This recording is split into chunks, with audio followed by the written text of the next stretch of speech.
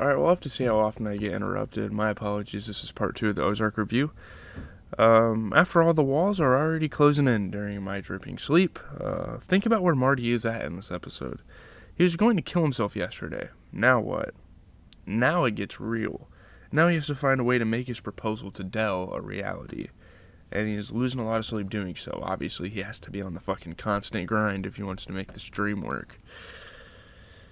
Not dream, this fucking deal, so he doesn't get fucking killed by the cartel.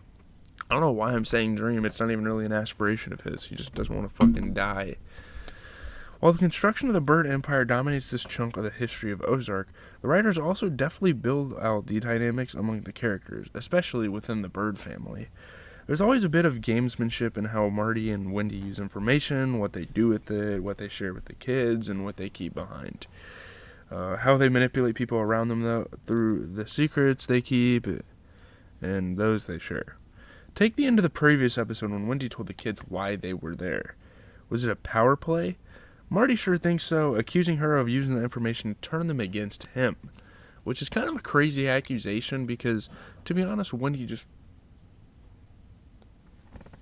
wants this weight off of her shoulders of the kids not knowing why the hell they're there, and they're constantly wondering, and they're constantly confused, and this is going to be like damn near the rest of their lives probably, so they should probably know why they're here. While they fight with each other and the movers who leave all of their furniture on the front lawn, the prologue reveals that Petty has made it to the Ozarks and has taken photos from the woods nearby, and he's spying on them. I think it's kind of funny how they threw it on the lawn. Marty threw a fit. Like, what kind of fucking mover throws your shit on the front lawn? Meanwhile, Jonah has some questions, and Charlotte has landed a job interview.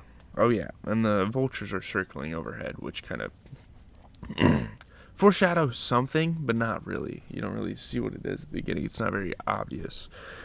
Cut to the Langmore compound where Ruth is talking to her moronic Uncle Boyd. It seems like a very inbred, redneck, trailer park family.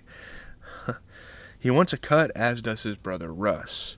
There are references to Ruth's daddy, Cade, who will be a minor player later this season and a major one in year 2. I don't know why the fuck they keep saying shit like that, but okay, I guess I need to look forward to that. Here, the important thing is that the legend of Cade Langmore still carries weight enough that Ruth can scare her uncles just by mentioning his name. He must have did something, and it's going to be interesting throughout the show to kind of learn what he did. That's a pretty big talking point there. Meanwhile, Marty is doing some work to get the Blue Cat Lodge off the ground, even though, it's a pretty decent business. It's not like it needs to get off the ground. And learning that Tuck really likes Bob Sager is awesome, still the same. That's always pretty fucking good. And the opening line feels very Marty. You always won every time you placed a bet. So I don't know why Marty gets annoyed with it, because, hell, that kind of relates to him, and I feel like that's why they included it into the series, because it's almost... attesting to him.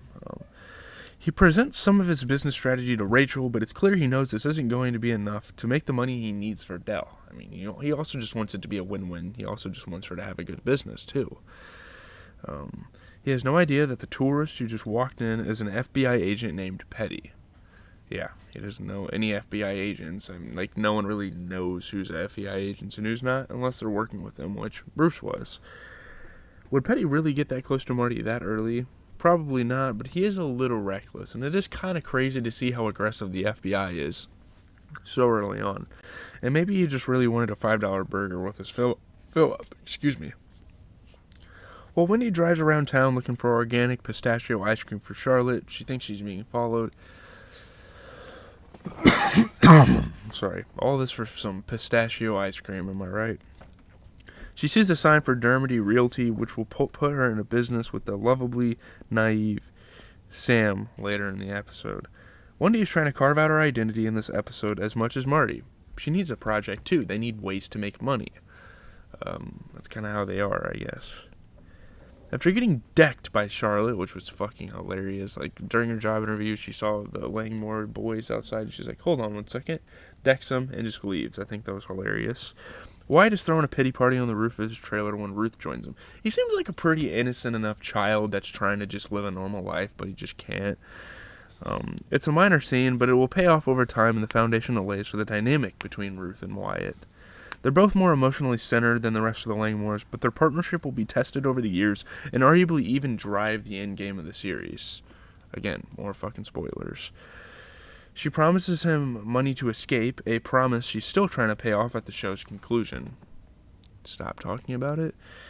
These are the dreamers, the pair trying to get away from their dismal, doomed families. Like, these are the ones that actually want to make a change, and they're tired of living this shitty lifestyle that they're in. While Marty removes a carcass from the property that Wendy thinks is a symbol or a threat, Agent Evans pulls up and wants to ask him some questions. If Petty goes the subtle route, his former romantic partner is coming in hot. He tells Marty that they're looking into Bruce's disappearance and likely death, and he just acts like he has no idea what the fuck he's talking about, even though he was on scene when he was put into a fucking barrel. But yeah, obviously he has to act like he doesn't know. Marty claims that they spoke last Tuesday, which reminds us how quickly all this unfolded in the first 3 episodes. The first 3 episodes, which is damn near 3 hours, took place in like a week. And I mean, I guess that, like, some movies and shit do that, but wow, that is a crazy timeline. Marty throws Bruce under the bus. He is worried that his partner was into some suspicious activity and heard him speaking Spanish. I mean, yeah, he threw him under the fucking bus. He died. Who gives a shit? It's an interesting choice by Marty because casting suspicion on Bruce could lead them back to him again if they find trace. But Marty probably knows that feigning complete ignorance wouldn't work either. And then Evans drops the hammer and reveals Bruce was going to be an informant for the FBI. Which is some fucking snitch shit. I mean, he's literally working for the cartel. So yeah, Marty has every reason to shit on his friend now. And here's a major early moment that could easily be missed but feels vital. Evans offers the birds witness protection. They could say yes and leave probably that day and live in like a safe house, and if the cartel comes after them, like, they're good, but... And guess who immediately turns it down? Wendy. Would Marty have considered it? It's really interesting that Wendy's the one that says, no, we don't need it. Maybe Wendy's embracing this new lifestyle and it's like super adventurous. I don't know. It's a very interesting decision from her. As Wendy's paranoia grows, so does Marty's insomnia. He's talking to himself in the middle of the night, going down to the lake and falling asleep on a boat. He wakes to hear some activity on the lake. It's Mason Young, played by the great Michael Mosley. The preacher will... He's in the distance here. Seems like he could play a role later. Not really offering what Marty is seeking. Some in Mr. Bird's position might stay for some spiritual guidance. He does not. At the Blue Cat, business dynamics are forming among Ruth, Rachel, and Marty. Jordan Spyro has a nice beat when she tells Marty, don't get my hopes up. She tells a backstory with a dark past through her defeated mannerisms. This woman has been let down many times before. Back at home, Wendy is startled to see the vultures eating a possum carcass on her lawn. They just keep throwing fucking dead animals on her porch. She speaks to the Langmores, thinking they're behind it after what happened with Charlotte and Wyatt. She spins the possum up onto the roof, threatening to basically kill them if they mess with her daughter again, even though we know that Wendy's probably not going to do this. She hasn't really toughened up to this whole cartel deal yet. She probably will eventually, though. And that's something that, with like Breaking Bad, it would have been cool to see Skylar do some shit like that, but I think Wendy could do that in this show. Lenny herself sees this scene as a major turning point because it's when she realizes that she's not from Chicago, she's from a variation of the Ozarks, and now part of the reason that she has resisted going there is because she's right back where she started. Don't mess with Wendy Bird, she might get crazy in this show. Marty's insomnia has reached dangerous levels, and not just because he's quoting Bob Sager. He knows they don't have enough money for Dell. It will not work. It's going to get worse before it gets better. He says, I gotta get dirty, and sees Wendy unclasp her bra before taking a shower, which sparks the imaginary light bulb above his head. He needs to go to the titty bar. And that's kind of a funny, like, reminder that his wife gives him there. I think that's a funny moment in the episode. While Charlotte tries to help her father with some encouraging words, Ruth has some harsh ones for her family. She comes home to find that Boyd has purchased 2 bobcats, but he's so dumb that he bought female ones by accident. He can't sell them for breeding because he bought 2 female ones and they cannot breed those 2. But yeah, the idiots of this family, you know. She forces both her uncles into the cage with the bobcats and tells them that she's working with Martin so that she can learn how to launder for the Langmores, even though do they really have that much money to launder? I'm going to take the money and kill him, she says. Got anything to say about that?